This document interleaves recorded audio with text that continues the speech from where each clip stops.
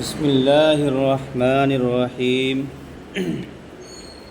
الحمد للہ رب العالمین والصلاة والسلام علی اشرف الانبیاء والمرسلین وعلی آلہ واصحابہ اجمعین اما بعد۔ محترم اساتذہ کرام اور طالبات، میں آپ کے سامنے مختصر گفتگو کروں گا، بہت زیادہ گفتگو نہیں کروں گا۔ انشاءاللہ 10 سے 15 منٹ کے اندر میں اپنی گفتگو ختم کر دوں گا۔ اللہ تبارک و تعالیٰ کا ارشاد ہے کہ فَمَنْ كَانَ يَرْجُو لِقَاءَ رَبِّهِ فَلْيَعْمَلْ عَمَلًا صَالِحًا وَلَا يُشْرِكْ بِعِبَادَةِ رَبِّهِ أَحَدًا۔ تو آپ اس سے پہلے علم کے موضوع پر گفتگو سن رہے تھے، کچھ باتیں سن رہے تھے۔ میں بھی علم ہی سے متعلق کچھ باتیں، اخلاص سے متعلق کچھ باتیں بتلانے کی کوشش کروں گا۔ تو اللہ تبارک و تعالیٰ نے اس آیت کریمہ کے اندر فرمایا ہے کہ جو آدمی اپنے رب سے لقاء کی امید رکھتا ہے، لقاء کی امید کا مطلب یہ ہے ثواب کا امید رکھتا ہے، عمل صالح کے اجر کا امید رکھتا ہے، تو اسے چاہیے کہ یعنی بدلہ چاہتا ہے دنیا میں، اگر عمل کرنے کے بعد وہ چاہتا ہے کہ رب کے پاس اس کا بدلہ ملے، اچھا بدلہ ملے، تو اسے کیا کرنا چاہیے؟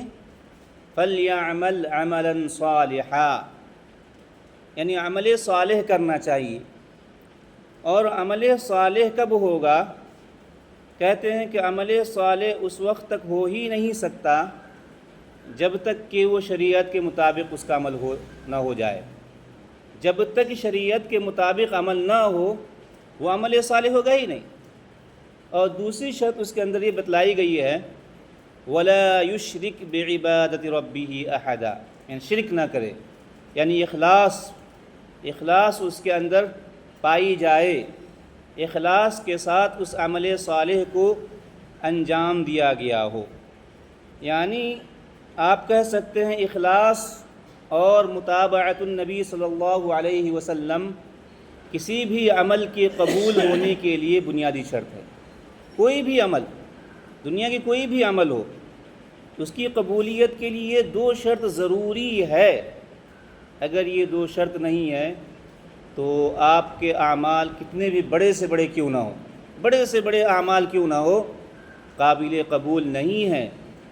احادیث کے اندر اور قرآن مجید کے اندر آپ دیکھے ہوں گے، جگہ جگہ بیان کیا گیا ہے کہ کل قیامت کے دن ایسے لوگ اللہ تبارک و تعالیٰ کے سامنے آئیں گے جنہوں نے اپنی زندگی کو اللہ کی عبادت میں لگا دیا، لیکن اس کا کوئی فائدہ انہیں حاصل نہیں ہوا۔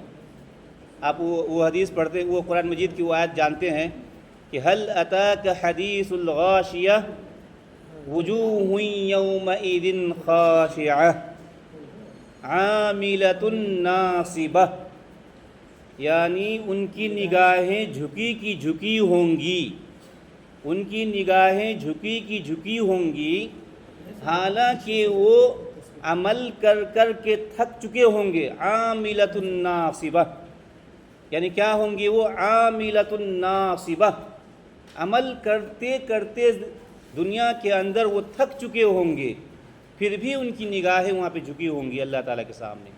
یہ ایسے ہی لوگ ہوں گے جن کا عمل شریعت کے موافق نہیں ہوگا، ایسے لوگ ہوں گے۔ تو یعنی علم حاصل کرنا، اور خاص کر کے علم شرعی حاصل کرنا، یہ بھی ایک اہم عبادت ہے، بلکہ بعض اہل علم نے کہا کہ یہ جہاد سے بھی افضل ہے۔ شرعی علم حاصل کرنا یہ جہاد سے بھی افضل ہے۔ تو جب یہ عبادت ہے، شرعی علم حاصل کرنا یہ عبادت ہے، تو اس کے لیے بھی نیت کی اصلاح ضروری ہے۔ جیسا کہ نبی کریم صلی اللہ علیہ وسلم نے فرمایا کہ انما الاعمال بالنیات وانما لکل امرئ ما نوی، کہ جتنے بھی اعمال ہیں ان تمام اعمال کا دار و مدار نیت ہی پر ہے۔ یعنی جو بھی عمل کیجئے گا ظاہر میں کیسا بھی ہو، جس طرح سے بھی ہو، اعتبار نیت کا ہوگا۔ آپ دل میں کیا چھپائے ہوئے ہیں، آپ زبان سے کیا کہہ رہے ہیں، اخلاص پر تقریر کر رہے ہیں، یہ سب کا اعتبار نہیں ہوگا۔ دل میں کیا چھپائے ہوئے ہیں اسی کا اعتبار ہوگا۔ دیکھیں اللہ تبارک و تعالیٰ نے قبولیت کے لیے دل سے جوڑ دیا ہے، عجیب و غریب دل سے جوڑ دیا، جس طریقے سے حدیث میں ہے کہ انما الاعمال بالخواتیم، ان تمام اعمال کا دار و مدار خاتمے ہی پر ہے۔ یعنی زندگی بھر آپ کتنا بھی عمل کیجئے، اعتبار ان سب کا کب ہوگا؟ جب خاتمہ اچھا ہو۔ زندگی کے کسی بھی موڑ پر آپ عمل کرتے رہیں اور خدا نہ خواستہ کسی کا خاتمہ بالشر ہو جائے، ان کے اعمال برباد ہو کر رہ جائیں گے۔ تو گویا کہ ایک طریقے سے یہ کہا گیا ہے کہ ایک مومن آدمی کبھی بھی اطمینان اور سکون کے ساتھ نہیں رہ سکتا ہے، یعنی کسی بھی مرحلے میں وہ اپنے اوپر سکون اور اطمینان کا اظہار نہیں کر سکتا ہے۔ یہ نہیں کہہ سکتا ہے کہ میں تو بہت زیادہ عمل کرنے والا ہوں، میں تو جنت میں چلا جاؤں گا، میرے پاس اتنے اعمال ہیں۔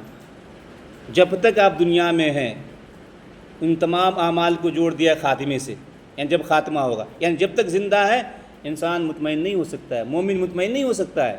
اسی لیے مومن کی کیفیت بتلائی گئی کہ دنیا کے اندر وہ خوف و رجا کی زندگی گزارے، کبھی مطمئن نہیں ہو سکتا ہے، وہ مطمئن ہو جائے گا، یعنی وہ کیا کہتے ہیں کہ وہ جو لوگ کہتے ہیں مرجیہ بن جائے گا، صرف خوف ہی خوف ہو جائے، خوارج بن جائے گا، جن کے پاس صرف خوف ہی خوف، ڈر ہی ڈر، اور جن کے پاس صرف امید ہی امید، مرجیہ۔ تو یہ مومن کی کیفیت نہیں بتلائی گئی ہے۔ یعنی اللہ تبارک و تعالیٰ کی کیا حکمت ہے، یعنی کبھی بھی انسان مطمئن نہیں ہو سکتا ہے زندگی میں، اگر زندہ ہے تو مطمئن نہیں ہو سکتا ہے کہ ہم تو بہت بڑے عامل ہیں، عمل کرنے والے ہیں، اتنی زیادہ ہم تو اتنے حج کر چکے ہیں، ہم تو وہ کر چکے ہیں، یہ کر چکے ہیں، اب ہمارے لیے کنفرم ہو گیا، جنت میں جانا کنفرم ہو گیا۔ یہ نہیں کر سکتا ہے، خاتمے کے ساتھ جوڑ دیا کہ ایک مرحلہ وہ رکھ دیا ہے کہ جب آپ دنیا سے جائیے گا وہ کیسا رہے گا، وہ اچھا ہوگا، خاتمہ بالخیر۔ اسی لیے کہا گیا خاتمہ بالخیر کے لیے دعا کرنی چاہیے، ہر انسان کو خاتمہ بالخیر کے لیے دعا کرنی چاہیے۔ وَلَا تَمُوتُنَّ إِلَّا وَأَنْتُمْ مُسْلِمُونَ توفنی مسلماً والحقنی بالصالحین، یہ دعا کرنی چاہیے کہ پروردگارا جب بھی وفات ہو تو ایمان کی حالت میں وفات ہو، کیونکہ وہ مرحلہ جو رکھ دیا ہے۔ اسی لیے کہتے ہیں کہ قلوب الابرار معلقۃ بالخواتیم لماذا یختم لنا، نیک لوگوں کا دل جو ہے ہمیشہ خاتمہ سے اٹکا ہوا ہوتا ہے، کہتے رہتے ہیں کہ پتہ نہیں ہمارا کیا خاتمہ ہوگا، کہ اسی لیے کہتے ہیں کہ اذا ذکر الخاتمہ بکوا کثیرا، جب ان کے سامنے خاتمہ کا جب ذکر ہوتا تھا تو بہت زیادہ روتے تھے کہ پتہ نہیں ہمارا کیا خاتمہ ہوگا، کیسا ہوگا، نہیں ہوگا۔ اور ہمیشہ وہ لوگ دعا کرتے رہتے تھے کہ اے پروردگارا کہ جب بھی خاتمہ ہو ایمان پر ہو، اسلام پر ہو، اور ہمیں بھی یہی سکھلایا گیا کہ ہمیں بھی یہی دعا کرتے رہنی چاہیے۔ اگر آپ چاہتے ہیں کہ آپ کا خاتمہ اچھا ہو تو اس کے لیے اللہ تبارک و تعالیٰ سے توفیق مانگتے رہیے، عمل کرتے رہیے۔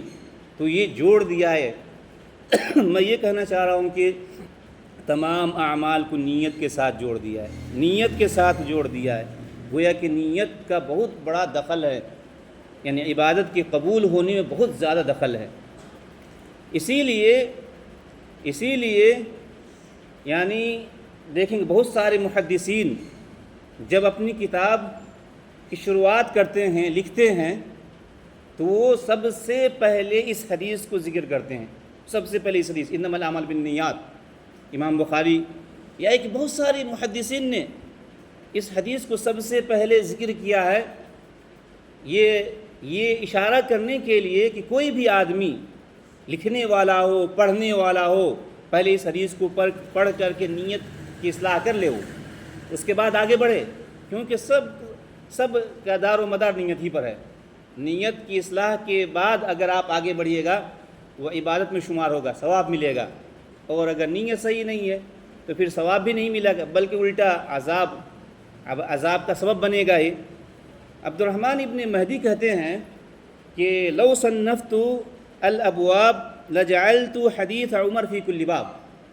اگر میں کوئی کتاب لکھوں تو میں ہر باب، یعنی بہت سارے محدثین نے کتاب کے شروع میں ذکر کیا اس حدیث کو، یہ کہہ رہے ہیں کہ ہر باب کے شروع میں، یعنی باب شروع ہونے کے بعد میں اس حدیث کو ذکر کروں گا، پھر باب سے متعلق جو احادیث ہے اس کو ذکر کروں گا. یہ عبد الرحمن ابن مہدی کہتے ہیں. نبی کریم صلی اللہ علیہ وسلم کے سامنے ایک صحابہ آتے ہیں اور کہتے ہیں کہ کیا میں اسلام قبول کروں یا یہ کہ جہاد میں شامل ہو جاؤں؟ نبی کریم صلی اللہ علیہ وسلم کہتے ہیں کہ پہلے اسلام لے آؤ پھر جہاد کرنا. نبی کریم صلی اللہ علیہ جو وہ اسلام لاتے ہیں اور پھر شہید ہو جاتے ہیں. نبی کریم صلی اللہ علیہ وسلم کہتے ہیں عامل قلیلا اجر کثیرا، بہت کم عمل کیا یہ، یعنی عمل کرنے کا موقع ہی نہیں ملا. ابھی تو اسلام لایا اور شہید ہو گیا، عمل کرنے کا موقع، لیکن بہت زیادہ اجر پایا، بہت زیادہ اجر پایا. اسی لیے آپ قاعدہ فقہی آپ جانتے ہیں، یہ قاعدہ آپ جانتے ہیں کہ رب عمل صغیر تکبرہ النیہ، یعنی بہت سارے چھوٹے چھوٹے اعمال ہیں، معمولی عمل دیکھنے میں لگے گا لیکن نیت کی وجہ سے وہ عمل بڑا ہو جاتا ہے، بڑا بن جاتا ہے. یعنی اس کی مثال یہ لیجئے کہ اگر کوئی آدمی 1 روپیے ہی صدقہ کرتا ہے، معمولی ہی صدقہ کرتا ہے، لیکن اس کی نیت اچھی ہے، وہ کہتا ہے کہ میرے پاس 2 لاکھ ہوتا، 1 کروڑ ہوتا، میں صدقہ کرتا، تو کوئی بعید نہیں کہ 1 روپیہ 1 لاکھ کے برابر ثواب دیا جائے، 1 روپیے کے اندر 1 لاکھ کے برابر ثواب دے دیا جائے. نیت کی وجہ سے ثواب کو بڑھا دیا جائے، کوئی بعید نہیں. وَرُبَّ عَمَلٍ كَبِيرٍ تُصَغِّرُ النِّيَّةَ، یعنی بہت سارے بڑے بڑے اعمال ہیں لیکن نیت کی وجہ سے وہ عمل چھوٹا ہو جاتا ہے. یعنی کوئی آدمی حج کرنے چلا گیا، جیسا کہ عام طور سے یہ لوگ سمجھتے ہیں کہ حج کرنے چلا گیا اس کے سارے گناہ معاف ہو گئے، وہ گناہوں سے پاک ہو گیا. کوئی ضروری نہیں. اس کی نیت کیا ہے کون جانتا ہے؟ اس کی نیت کیا ہے؟ ہو سکتا ہے کہ اس کا حج ہی قبول نہیں ہوا ہو، حج مبرور نہیں ہوا ہو، کوئی ضروری نہیں. یہ نہیں سمجھ لے کہ کوئی حج کرنے چلا گیا، کوئی نماز پڑھ رہا ہے، کوئی روزہ رکھ رہا ہے، کوئی زکوٰۃ دے رہا ہے تو قبول ہو جائے. کیوں؟ قبول ہونے کے لیے نیت ضروری ہے، نیت کا صحیح ہونا ضروری ہے. اگر کوئی آدمی گھومنے کے لیے گیا ہوگا یا کوئی ریاکاری کے لیے گیا ہوگا تو وہ بھلے وہ لاکھوں روپے خرچ کر لے حج کرنے میں، وہ اللہ تعالیٰ کی نگاہ میں اس کی کوئی حیثیت نہیں ہے. اسی لیے کیا ہے، نیت کو درست کرنا یہ ضروری ہے. اور جو لوگ علم حاصل کرتے ہیں ان کے بارے میں کہا جاتا ہے، یعنی بعض سلف کا یہ قول ہے کہ العلم لا يعدلہ شیء لمن صحت نیتہ، کہ علم کے برابر کوئی چیز نہیں ہے، اس کے برابر کا کوئی چیز نہیں ہے. یہ علم ہی ایسی چیز ہے، کہتے ہیں جس کو بچے بھی حاصل کرتے ہیں، جوان بھی حاصل کرتے ہیں، بوڑھے بھی حاصل کرتے ہیں، مرد بھی حاصل کرتے ہیں. یعنی عمر کی کوئی قید نہیں، علم میں کوئی قید نہیں، عمر کی کوئی قید نہیں ہے کہ بچے بھی حاصل کر سکتے ہیں یا بوڑھے بھی حاصل کر سکتے ہیں، عورت بھی حاصل کر سکتے ہیں. اور جتنا علم حاصل کیجئے گا، جتنا پڑھیے گا، اتنا ہی لگے گا کہ ہم اس سے پہلے اتنے بڑے جاہل تھے. گویا کہ آج تک ہم نہیں جان رہے تھے، یہ سب ساری باتیں ہم نہیں جان رہے، لگ رہا ہے کہ آج تک ہم کتنے بڑے جاہل بیٹھے ہوئے تھے. سمجھ رہے تھے کہ ہم بہت بڑے عالم ہیں، ہم تو یہ ہو چکے ہیں، وہ ہو چکے ہیں، یہ ڈگری لے چکے ہیں، وہ ڈگری لے چکے ہیں. لیکن پڑھنے کے بعد یہ احساس ہوتا ہے کہ ہم اتنے بڑے جاہل تھے، اس کو بھی ہم نہیں جان رہے تھے، اس کو بھی نہیں جان رہے تھے، یہ بھی پتہ چل رہا ہے، یہ بھی معلوم ہو رہا ہے، اتنے بڑے جاہل ہم تھے. تو کہتے ہیں کہ علم جو ہے نا ایک ایسا سمندر ہے جس کی کوئی ساحل نہیں ہے، کنارہ نہیں ہے. جتنا بھی حاصل کیجئے، کم ہی ہے. جتنا وقت لگائیے کم ہی ہے.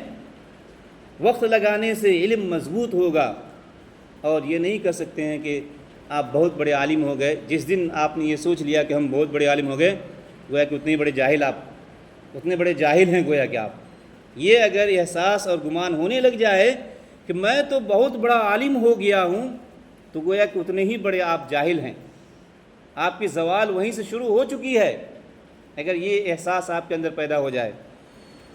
تو امام احمد سے پوچھا لوگوں نے کہ جیسا کہ کہا گیا کہ اگر نیت صحیح ہو جائے تو علم سے بڑھ کر کوئی دولت نہیں ہے. تو لوگوں نے سوال کیا کہ نیت کی اصلاح کیسے کریں گے. کہ قالوا کیف تصح النیہ یا ابا عبداللہ، نیت کی اصلاح کیسے کریں گے ہم. یعنی بعض لوگ نیت کی اصلاح نیت بار بار سنتے ہوں گے، وہ یہ سمجھتے ہیں کہ کوئی شاید کھانا ہے جس کو لیں گے اور کھا لیں گے، کوئی گلاس میں پانی لیں گے پی لیں گے کہ نیت کرتا ہوں پانی پینے کی، پی لیا. اتنا آسان نہیں ہے جو آپ آسان سمجھ رہے ہیں کہ نیت اچھی کر لیجیے، نیت کو کیا درست کر لیجئے. کوئی گلاس ہے کہ اٹھا لیا آپ نے اب اور کہا کہ میں نیت کر کے پانی پی رہا ہوں، میں اچھی نیت سے کھانا کھا رہا ہوں.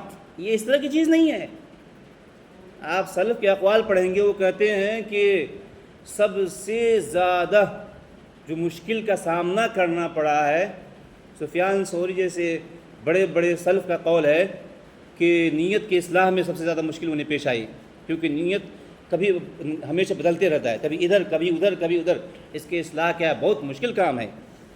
تو امام احمد نے کہا کہ نیت کی اصلاح کیسے کریں گے، تو کہتے ہیں کہ ینوی رفع الجہل عن نفسہ وعن غیرہ.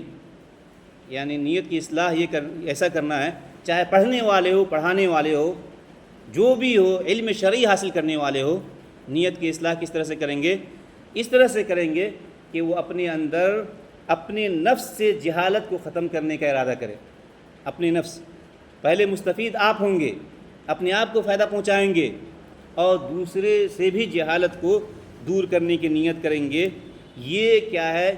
یہ نیت اصلاح کرنے کا طریقہ ہے کہ یہ نیت کر لے آدمی کہ اپنے اندر سے پہلے جہالت کو ختم کرنا ہے، اور جو معاشرے میں جو لوگ ہیں جو نہیں جانتے ہیں ان کے اندر سے کیا ہے، جہالت کو ختم کرنا ہے.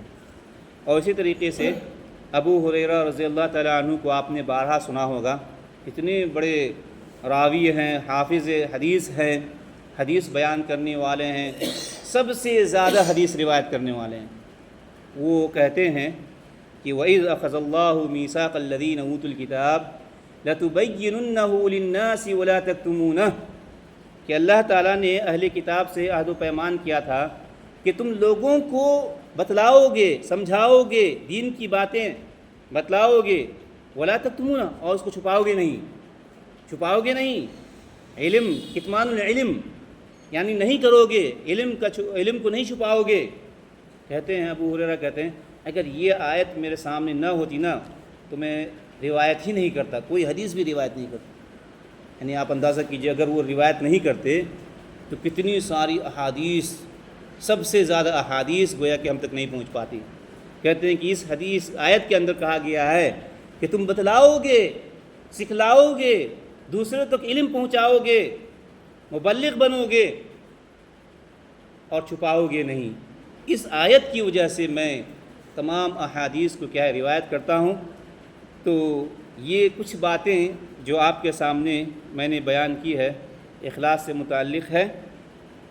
اور بھی بہت ساری باتیں ہیں لیکن بہت زیادہ بولنا یا ایک ٹائم لینا صحیح نہیں ہے. میں اپنی بات کو اسی پر ختم کرتا ہوں. آخر میں اللہ تبارک و تعالیٰ سے دعا کرتا ہوں کہ اللہ تعالیٰ ہم تمام کو پکا سچا عالم بنائے، ہمارے اندر اخلاص پیدا کرے. آمین. وآخر دعوانا ان الحمد للہ رب العالمین.